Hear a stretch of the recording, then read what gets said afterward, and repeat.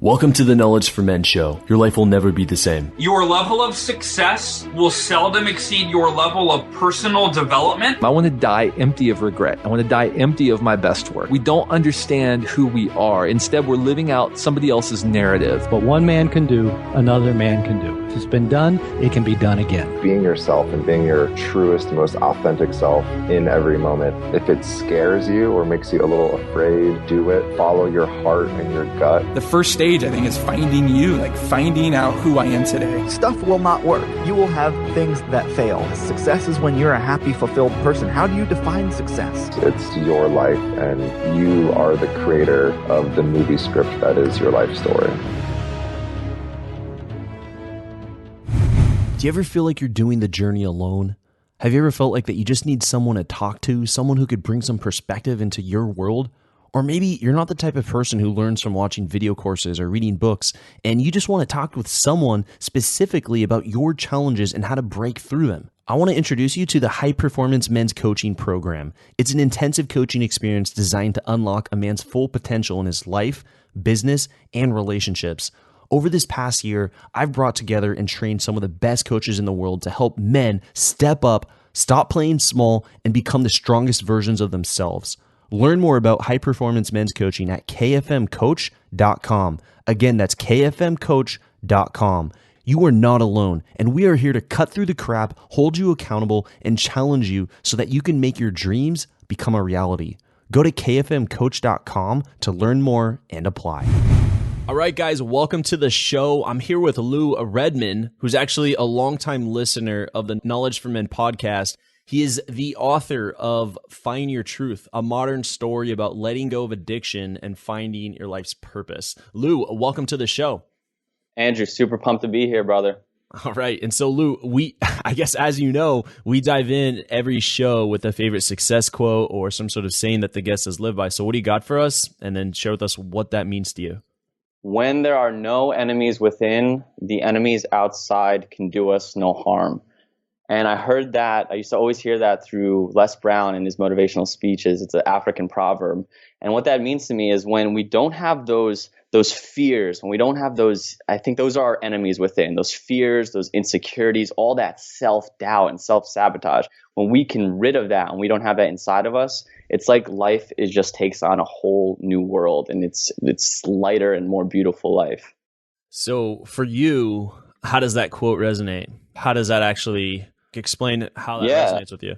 Yeah, I think early on in my journey, I had a lot of insecurity, a lot of feeling like I needed to fit in with everyone, feeling like I needed to look a certain way, feel like I needed to be a certain way. And when I got into personal development and I started actually taking a look in the mirror and looking at myself and understanding that I had a lot of things to go through. I had a lot of fears to face, and I had a lot of insecurities that needed to be brought to the surface. And there was something when I heard that quote and was finally watching myself bring those insecurities out, that it really just resonated so strongly with me, because I felt an actual purpose with life instead of where I was at. And do you think a lot of guys have the enemies within? So it could be either self-sabotaging themselves, it could be a limiting mindset, limiting beliefs. What are some other examples of the enemies within that could be preventing a guy from really stepping up and moving forward in his life? I think anytime that you want to take like action, or let's say you want to go approach a girl, right? And you're like, oh, that girl looks cute. Like, I would love to go do that. And then you got that mindset loop that comes in and gives you the self-sabotage. It gives you the reasons on like, well, you know what? She wouldn't want to talk to me or something. And we sabotage ourselves before even moving forward. Or if you get an idea to like, oh, I got this inspiration to start something. Maybe I want to start a podcast. Maybe I want to, start a business or whatever. We get this inspiration and we let those fears that are trapped, those deep-rooted unconscious fears, control us and really keep us in place. And it's not our truth. It's not who we really are and how we're meant to express in this world. What does truth mean to you? Truth? Yeah. Yeah, I mean, so when I say find your truth, I think, whatever word resonates with you, maybe you can say find your purpose, find your passion, find your bliss, find your excitement. But there's something about truth that I think just transcends that. Like, it's just being so uniquely you, like finding that thing inside of you that I believe that is your truth. Like no one can tell you what your truth is. And I think from that higher place, that's where you find your purpose. That's where you find your passions. It's like, to me, there's just something about it that just resonates that's higher than just one of those like purpose or passion. So what would you say your truth is in one sentence? My truth is knowing that I have this loving God energy inside of me, and I can use that to create such a beautiful masterpiece with my life. Wow. Okay. And so let's take a few steps back here. So that's your truth. And what was life like before you found your truth? So it's funny because from an early stage, like when I was a kid, I think a lot of us have this. We have these big dreams. We think we're going to do great things with our lives. We're going to do something we love. We want to be baseball players or basketball players. And then we start letting society we start fitting in with the crowd. And I found myself, my way to fit in through high school and through college was through partying and through drinking. Because I always felt like a need to be part of the cool crowd. So I started to drink, and that gave me that connection, that gave me a sense of friendship, a sense of purpose in a way. And I started to watch myself drift from that child who had such big dreams, and I started to find my purpose being more in, what are we doing for the weekend? And then through that, I went to college, and I always excelled. Like I was someone who always excelled at school, but I always was thinking about like the party on the weekend. That was really my main purpose. And in college, I started getting involved in going to festivals and more of like the raving scene. And with that came the MDMA, the ecstasy, and starting to dive into those drugs. And that drug kind of gave me even a deeper feeling, a greater feeling of excitement, of bliss, of love and connection. And I mean, it was better than alcohol because I can take that and not like forget everything and not black out. I started getting involved into that scene around the same time. I graduated from college. I moved out to San Diego and was just I was working. I wanted to work at a company because everyone else, my friends were working at companies, and that's just what you did. You work at a company, you work your way up, you do the corporate ladder, you retire. That's just up until that point in my life, Andrew, like that is all I knew. That is all my friends were doing. We were all doing this. We were all going to festivals. We were all consistently getting ourselves to these places. And the thing with MDMA and Molly and all that stuff is it could make for one great experience, but if you continue to chase that high, like with any drug, like the highs become less high, the lows become lower. And I continued to chase that first epic high every like weekend after weekend. The life was, I would go to work, get my job done, but it was like, what are we doing this weekend? What show are we going to? How are we taking the party up to the next level? And man, it just continued to get me in these really, really depressing low states that I always say I didn't have like one rock bottom moment.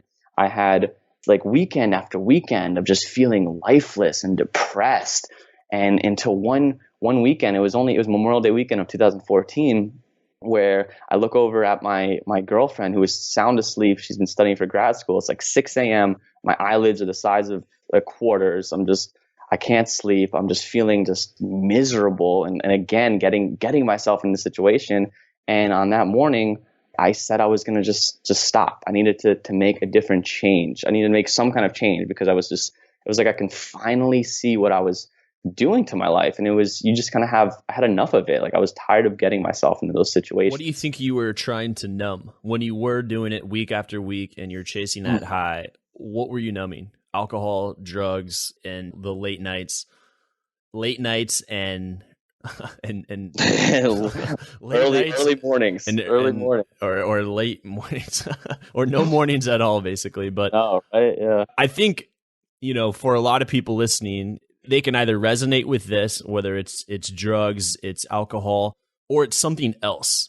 It could be, man, there's so many ways you can lose yourself in doing something while numbing your life. And so for those who might be like, this is drugs, alcohol, this isn't for me. But I think this is an analogy for just what is your drug of choice. And drug could be anything. It could be porn. It could be any sort of addiction where you're just losing yourself and numbing yourself. So for you, Lou, what do you think you were actually numbing? So I think we do things because of a way that they make us feel. And I believe like when you are so tapped into like what your life purpose is, like you have the most energy, of the most excitement, and you just come alive. And for me, what was giving me that feeling was partying, was drinking, and then what happened through drugs was keep giving me that feeling of excitement, of love. And once I have a very obsessive, like in a sense, an addictive personality. Like if something gives me a good feeling, I want to do something to recreate that. So I believe what I was numbing my like insecurities to face maybe certain things in my life, like maybe to face my relationship, because at the time with my relationship, it was a time where it wasn't feeling great. But whenever I would take drugs or take like MDMA, for example, I would feel that connection. And it was that feeling of love that I lacked. I think I lacked a natural feeling of love. And like I said, like it's the same feeling that I got when I started living my purpose and started living with purpose. So I really do think it's just like we do things because of that feeling that's going to give us. Maybe masturbation like gives you that feeling of that good feeling, and we love feeling good. But then like drugs, like masturbation, sometimes you feel empty and just low afterwards, but you go back to it. So I'm getting you were lacking a natural feeling, a natural source of love and connection in your sober state, just in your regular day-to-day life. Yeah, I just needed to take things up. You said you were in a relationship during this time. I'm wondering what was going on there if you were in a relationship and you were lacking the love and connection. I think I had gotten myself into a situation where I felt trapped, and it wasn't that I wasn't getting it from the relationship. I think I was trapped in my mind. I think that's what it really was. When I say like those enemies were in my mind of a lot of deep-rooted insecurities, like having fears of like other guys, like seeing if we were out with my girlfriend and like I would see a guy, maybe talk to her in a certain way, I'd get really insecure because I wasn't in my truth. I wasn't the fullest man that I could be because I was insecure, and I had a jealous mindset, and it was that jealousy and just my insecurities that were self-sabotaging my life, and through that was self-sabotaging the relationship I had with who is actually my girlfriend now, fast forward, and I was doing that to myself. So I see the challenge there. Now, once, coming back to this aha moment where you're laying in bed and you realize enough is enough, I've got to stop. Did you stop, or was it a battle? No, it wasn't like it was I stopped, and it was like once I made that decision, it's like the world like moved for me. And somehow, like in this really very serendipitously, I found myself 2 weeks later in a meeting with a group of entrepreneurs. And they were like life coaches. They were this millionaire real estate investor. You're familiar with this group. And I was completely blown away. Like these were people in their 20s who were crushing it at life. And I'm sitting there in this meeting, the kid that 2 weeks ago was just cared about partying. And I am like, where am I? Who are these people? Like, where was this in college? Like no one ever talked about running their own business. No one ever talked like this. It was at the time where they started talking about Unleash the Power Within. They started talking about Tony Robbins.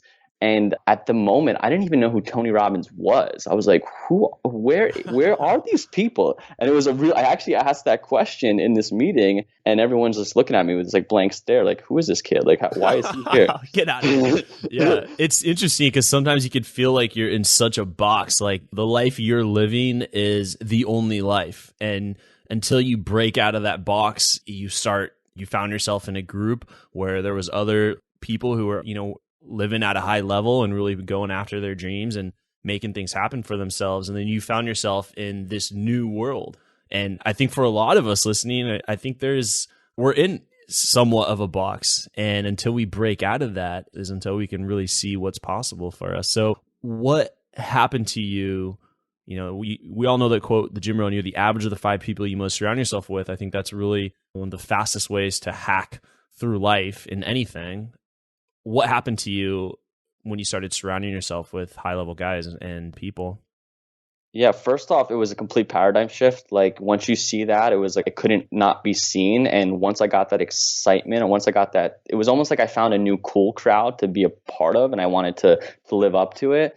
And honestly, Andrew, I didn't even know if I'd be welcome back to this meeting. Like I had nothing to offer this group, but I had everything to learn. And I'm very grateful that I was able to continue to go to this meeting week after week. And if I didn't have this group, and it was great because the group met at 6 p.m. on a Friday. So at a time where I'd normally be on the beach drinking a margarita, I was sitting around, talking about things that mattered. And it was from this meeting and having to be accountable to other men that I started to feeling like I needed to progress during the week. So I started reading, I stopped watching TV, I just started going all in. And each week I felt like I needed to come with something to share, something that I was working on. And man, it literally is the most truest quote ever. Like the people that you surround yourself with, it was actually advice I got in that first meeting was like, hey, surround yourself with the right people. Absolutely. And I was just getting pulled up, man. And I once I caught that excitement of living on purpose, just like the partying gave me, I was gone. And I've been on that track really ever since. And it's been such a beautiful and exciting way to live life. Yeah, powerful conversations on a consistent basis create a powerful life. Absolutely. And what effect did, because it's not just a powerful conversation, it's real conversations, because you're talking about real shit going on in your life and about your vision and where you want to go in your life. So what effect did having these real conversations, these powerful conversations have on you? So one of the biggest ones, it started forcing me to look at my life and, like I said, face those fears within, face that enemy within. And one of them was how I was feeling about my relationship situation and feeling like I was trapped. I was living with her and two other guys, and I just felt trapped. But I wasn't saying anything because I felt like I got myself into this. I couldn't change it. Like she moved across the country for me, and I was screwed. Like that's how I thought. Because I thought up until that point, I didn't realize that I can change anything in my life at any moment in time just by making that decision. And through that group, through having these real conversations, explaining what I've been feeling with my relationship, I was able to get a consensus and finally get the courage, really just being man enough to go to my girlfriend and explain what I'm feeling and just say that I think we need to take a break and move different ways. And that really opened up, in a way, everything for me. And she's she's my girlfriend now. That's a whole crazy story how we got back together. But we both needed that time apart to grow separately. And that's a time where I moved out from this almost like a fraternity house on Pacific Beach in San Diego to my own apartment. And I had my time to finally be alone. And it was this really beautiful time of inner work and reflection and of growth. What was the value of being alone? Where it sounded like you were with a bunch of guys from your earlier life. Is that right? Like kind of like your former, where you're doing a lot of drugs and things like this. Yeah. I mean, okay. Yeah. And yeah. So when you step out of that and now you're alone, what was the value in waking up and you're alone? I think you start finding this new level of responsibility. Like it was the first time I had ever lived alone. And I really do believe that every person should spend some time living in their own place that they buy or they pay rent for, whatever, living in their own place and really sitting with themselves, going through their life and having that space to come back to and to reflect. And a huge part of being alone was really the two practices that I found through this meeting and through getting into personal development was having the space to start my journaling and start actually writing down things that I was experiencing and just really the reflection part. Would absolutely transform my life even greater was meditation and really having that space to quiet my world. Not that you can't meditate if you live with people by any means, but it was such a new thing for me that I think anyone, if you can take some time alone and have your own space, it's a really transformative experience if you've never done it before. Yeah, there's a quote I remember. It's like one of these, I think it's like Montaigne. He says the greatest thing in the world is to know how to belong to oneself. Because I think we're scared to sit in silence. I think we're scared. Like we're always thinking, like right now, after this podcast, like for me to just sit and, I'm going to look at my phone. I want to play music. I'm going to there's always something going on to keep us busy. Like even in a car, it's like music, like, okay. Like, we're looking at our phone or driving, like there's always got to be something else that keeps our attention focused on something else other than maybe our own thoughts. Maybe we're scared of our own thoughts. One word, we're addicted to the instant gratification of keeping our mind somewhere else. And yeah, it's uncomfortable. It's really uncomfortable at first. And even still at times, it's really uncomfortable to sit by yourself and sit with yourself and be like, not have that itch to force yourself to do something. It's really a powerful experience. So talk about, because in your book, you talk about meditation. How did you get into this? How do you do it? And what were some of the benefits you found? Yes. So I got into meditation only because of this group that I was in. And one of the advice that I started reading about successful people, and it was like all these successful people are talking about meditation. So I was like, yeah, I'm a sponge right now. I'm just opening up to trying whatever. And I tried meditation, and I'd like to say that it was great, but it wasn't. It was really hard. And I think I did it for like a minute the first time and really was like, oh, okay, like whatever. I don't know. I couldn't really quiet my mind, but I continued to try it, like not anything consistent. And what I found even in the beginning, I guess, month of trying it here and there, when I was at work, I was able to detach myself. So if like I had a project that was coming up that I normally, maybe something went wrong in the project and my older self would have wanted to react and lash out and just have all these emotional reactions to it, I actually started to find myself having the situation happen, taking a breath, stepping like back from it, and just seeing the reaction I would have had, like literally having a conversation with myself in my head. It's like, no, when this happens, normally you would want to reply and write an angry email, or you would want to just kind of have self-pity in your desk. And that was really a cool, just almost an immediate effect of meditation that came from it. And going beyond that, I always say, like, I got into meditation because successful people were doing it, and that's it. And I was never someone who was spiritually seeking or would consider myself spiritual in any regards. But it was through meditation that somehow it was on this hike in Joshua Tree where I decided to just go on a hike alone. And I had never done that before. I was visiting friends in Palm Springs over New Year's, and I go on this hike and I meditate up the mountains, and I'm having these like really intense meditations, like really deep meditations that I have never experienced. I just felt a very deep peace and connection with everything. And it was at the top of this mountain where I start journaling. I'm just having this beautiful experience, and I start writing in my journal about these meditations I was having. And it was through writing in my journal, and I got this like I got this a call. I felt like I was getting asked if I wanted all that life had in store for me. And I felt like I knew what I had to do at that, or to write down to answer the call.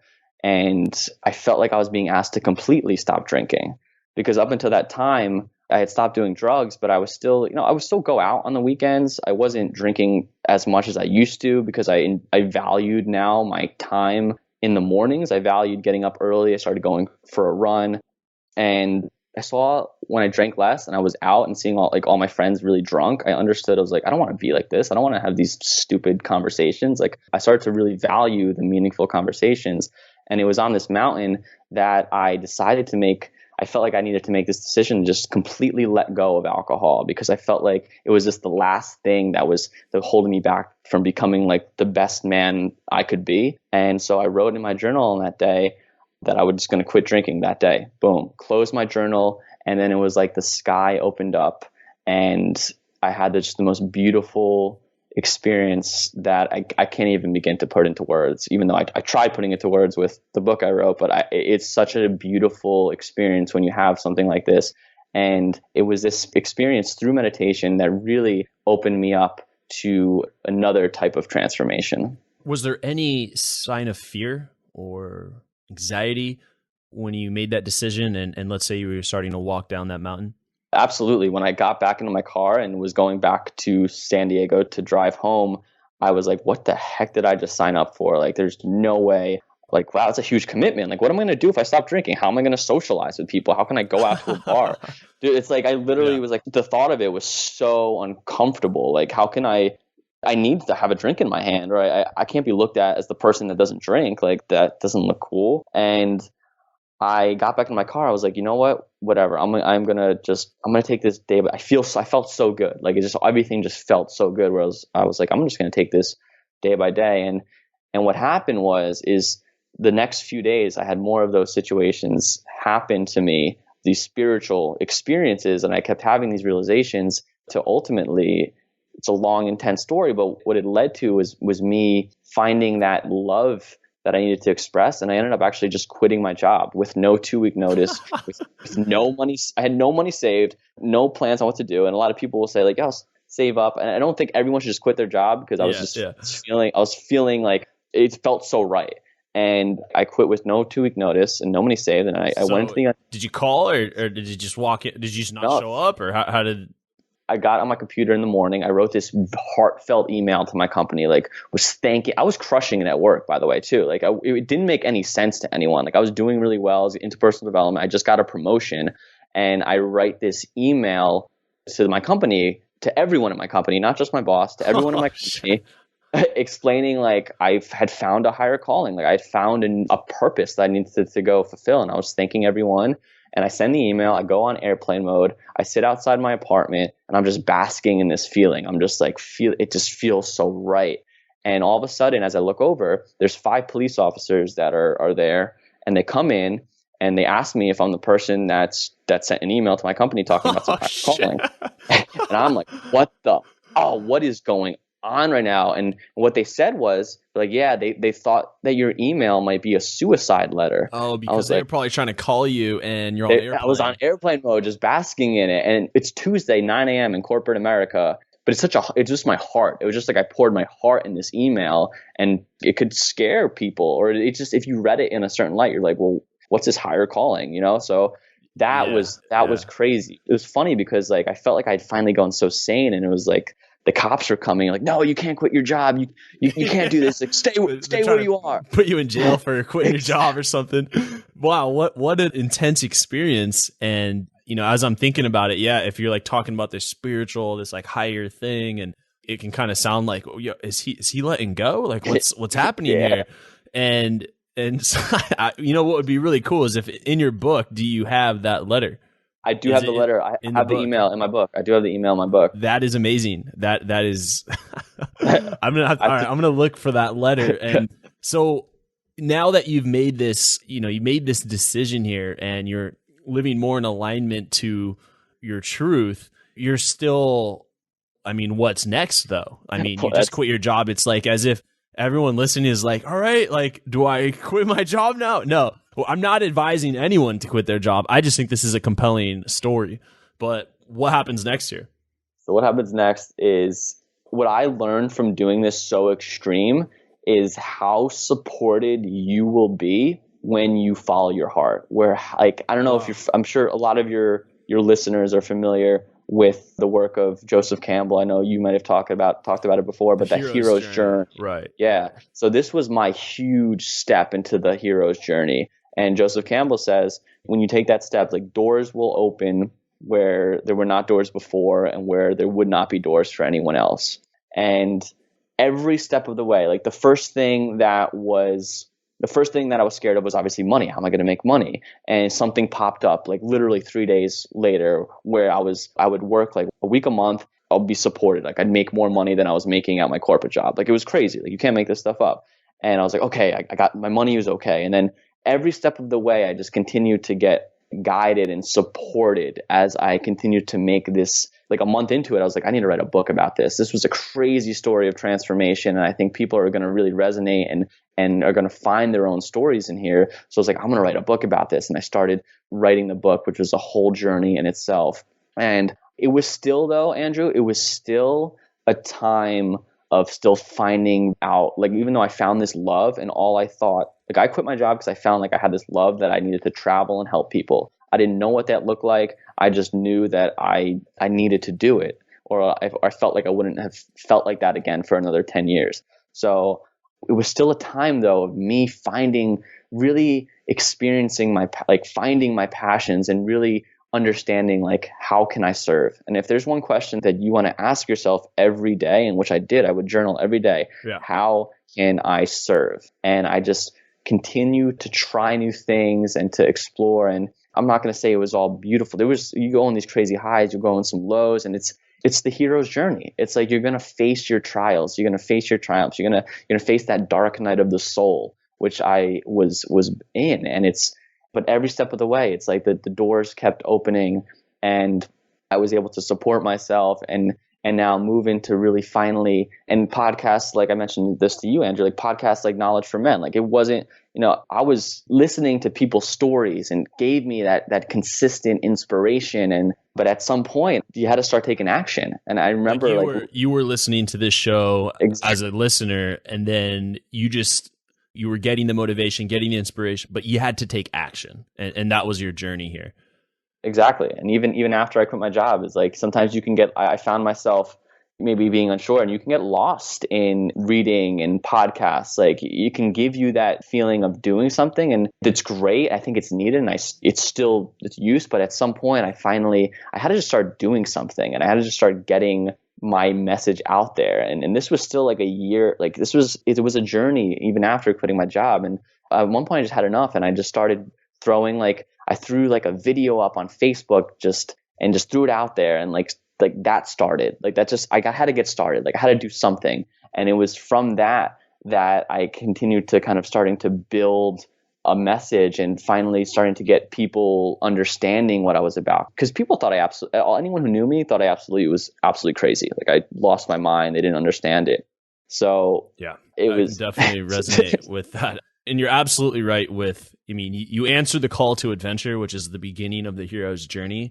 And that's not enough just to answer. Like, now you got to go on the journey. Like, just because Frodo is like, yeah, I want to, put the ring in Mordor, like, it doesn't mean he just gets to go do it easily. Or in the Matrix, like, he says, yeah, I'll take the red pill. It doesn't mean he has to go on a journey after the red pill. But I think what happens is, it's so scary to answer the call. Like, you had to quit your job, you quit drinking drugs, you changed your whole life, you physically moved from one location to another.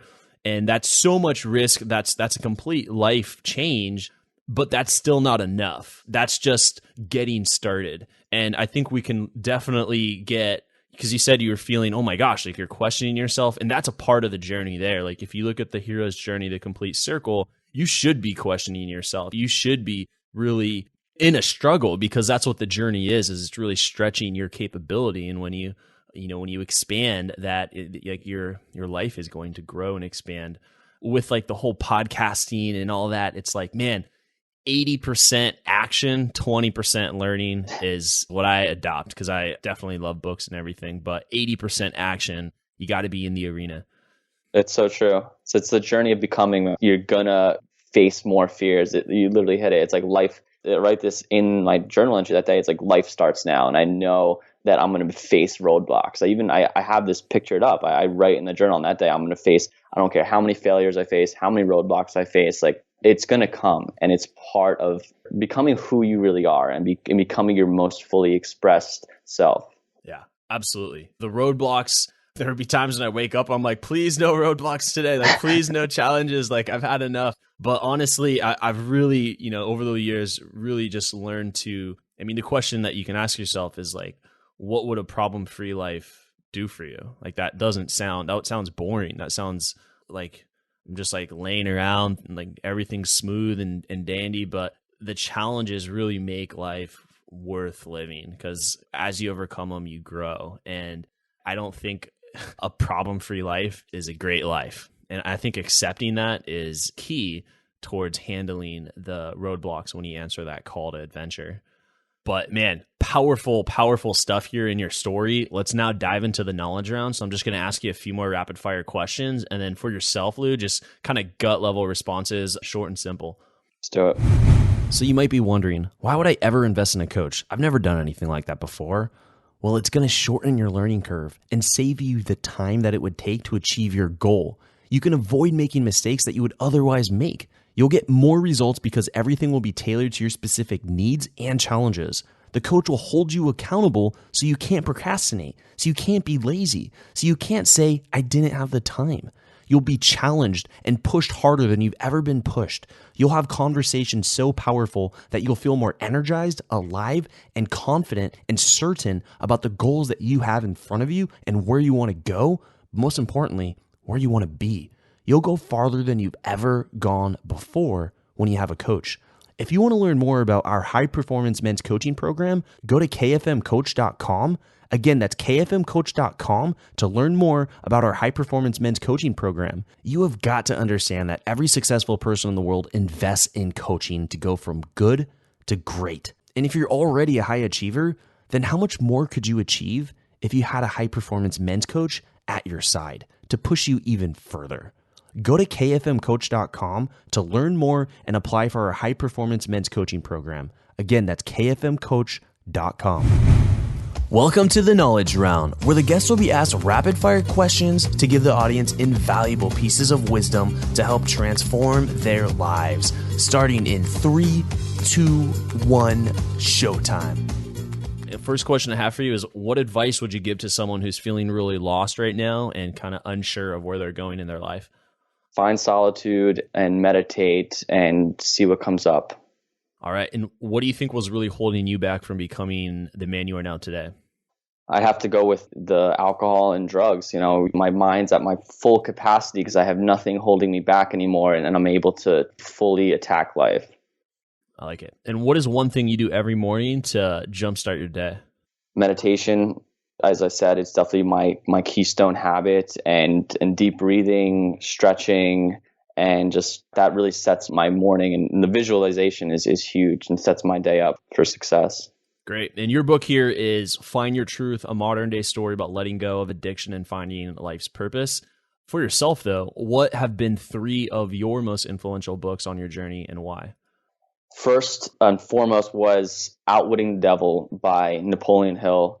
That thinking, like that we are the 2%, there's something about his conversation with the devil. It's just, I read it about once a year, and it continues to give me that spark of inspiration. And I'd say the next one is more of a recent one because it just instilled so much freaking action in me.